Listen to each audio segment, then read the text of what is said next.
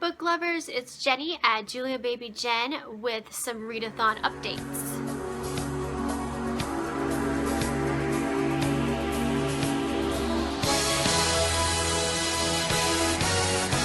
Okay, so today is officially day 4, I believe. Yes, day 4, and 2 readathons that I'm participating in right now. I am doing a yearathon readathon, which the theme this week, or this month for this week, is mental health. And then I'm also doing the Seasons of Readings Fright Falls readathon, and that's all about scary books. So that's what I've been reading so far this week. I will go through and let you know what I've been reading so far. So for a yearathon readathon, I'll start with that. I started my readathon with Faking Normal by Courtney C. Stevens. I was really excited to read this book. I'd heard really good things about it. I've been excited to read it for a really long time.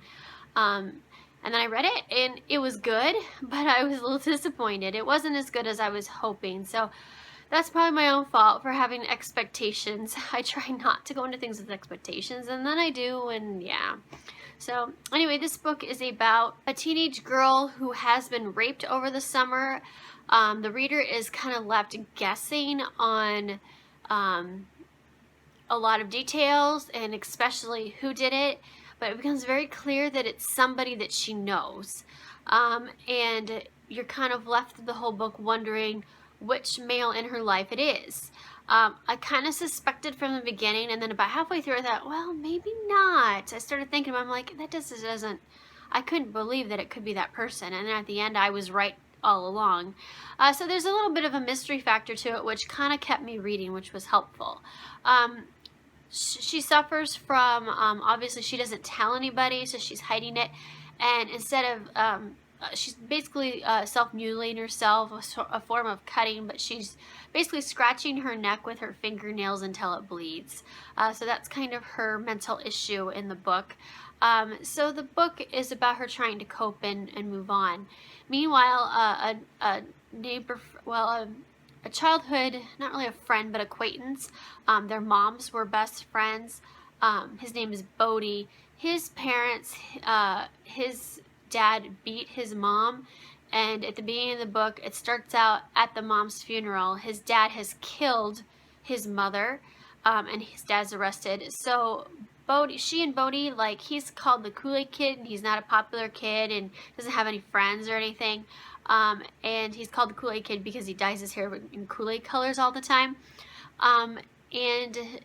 She ends up kind of comforting him a little bit at the funeral, because of the mom factor, and then her parents end up letting Bodhi live with them in their little apartment over the garage for a while, because it's just him and his older brother, and Bodhi needs some guidance. So she and Bodhi become friends and are kind of helping each other heal from these horrific things that have happened. So I really loved Bodhi. Bodhi was the whole point of reading this book, in my opinion. He is awesome. I loved him. The main character I liked okay. I didn't really feel like she had a lot of depth or anything. It was kind of like watching a TV show almost from her eyes. I just didn't really feel that connection with her, and maybe it's because she was trying to hide the feeling so much that it didn't come across on the page. Did a little bit towards the end, but not as much. So it was a good read. It wasn't a terrible read by any means. I believe I gave it did I give it 3.5 stars or 4 stars? I mean, it was enough of a good read, and Bodhi was the whole reason for that I did enjoy it. It was a total of 321 pages. Then the other book I finished for this readathon so far is The Last Time We Say Goodbye by Cynthia Hand. I had been looking forward to reading this for a really long time, and I'm so glad I read it. This book was amazing. 4.5 stars. I loved it. It deals with the main character. Her little brother has shot and killed himself.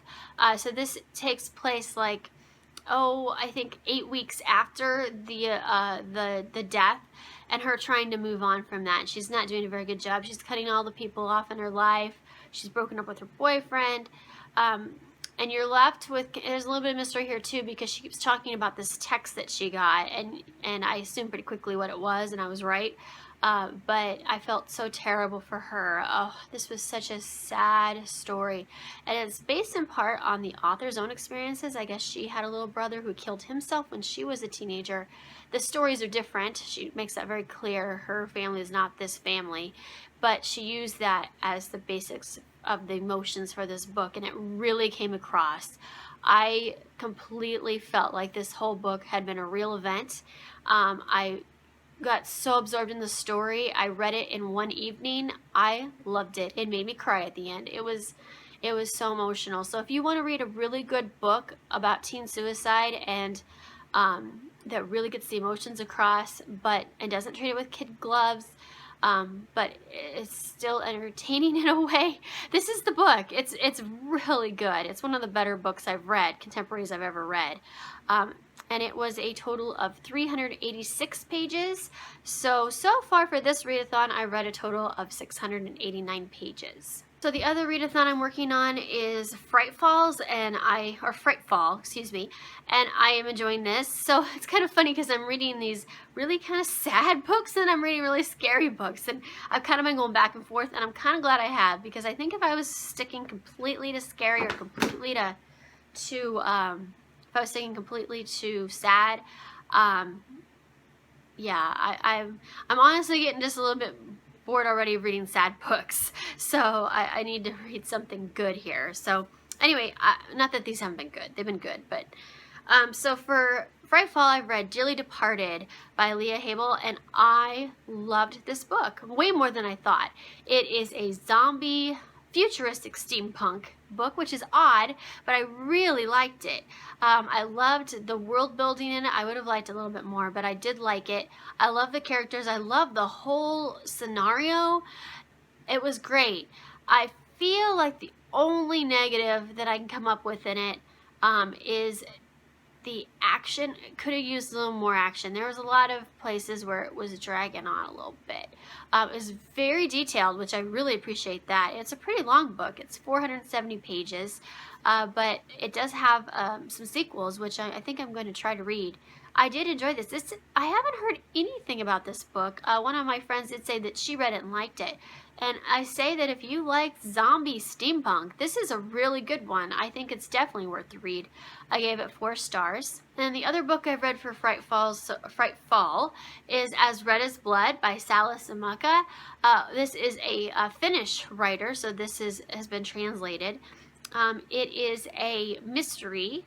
I expected it to be more scary than it was, and the scary just did not come across the page. I mean, there was murders and things happening, so it wasn't like, and the main character was definitely in danger many times, but it just didn't come across to me. I didn't feel that urgency of being really scared. Part of it was the main character.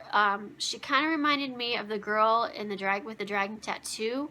It reminded me of that. She was very self-assured, confident. She'd been through a lot already in her life, so she was didn't scare easily, and so she took matters in her own hands and took care of herself.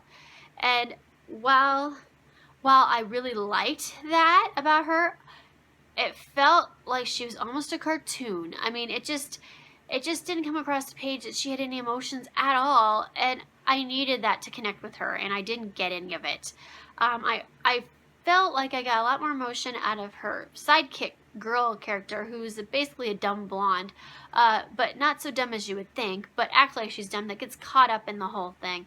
And she gave us some much needed, like, actual character depth, which was needed. There was really no character depth in this story at all. The mystery itself was very good. I feel like the actual plot was great, and it was a little more plot driven than character driven, because it is a mystery, which makes sense. It's not a very long book. It was 256 pages, and there was just not a lot of action for what was going on. I mean, there was things happening, but it took forever to get to them, and there was a lot of, I feel like the author was trying to get really artsy with it, and it just didn't work for me. I feel like there was a lot of pages where it was like she was telling the reader what to feel and what was happening and all that. And it was much more narration than the author, than the characters showing us what was happening. And I mean, I know you need some of that in a murder mystery. You do need a little more of that, but I just didn't work for me. I just felt the pacing was wrong. So I just really couldn't enjoy the book and get into it as much as I wanted to. So I gave it 3 stars. It was an enjoyable mystery. I liked that element of it. I thought the actual mystery part was great. I wish I could have connected more with the main character, and I really wish that there hadn't been so much narration, and it would have just happened and let the reader figure it out. And then I was confused for a good chunk of the first part of it. I had no idea what was going on at all. So yeah, it wasn't as good as I'd hoped. I did win it, so you know, I'd never heard of it and I thought I would try it. It is a series. I don't think I'm going to continue. I think I'm just going to leave it at this one. It was a fun murder mystery, and on we go. So far for that readathon, I read a total of 938 pages, which means that in total for both readathons so far on day 4, I read 1,627 pages, which is really good. I'm really impressed with myself that I've already finished 4 books, because it's Friday, it's day 4 in the morning, so I haven't read anything yet today. So for 3 days, I've already read that much. That's pretty darn good, especially since I've been working all the time, which is why I look like I do. I'm getting ready to go to work here soon. My schedule's been weird this week. So my next books I'm planning to read for AYearathon, I'm going to read Speak by Lori Hall Sanderson. Hopefully I get through it. I'm just feeling like I'm already burnt out from the sad books and I've only read 2.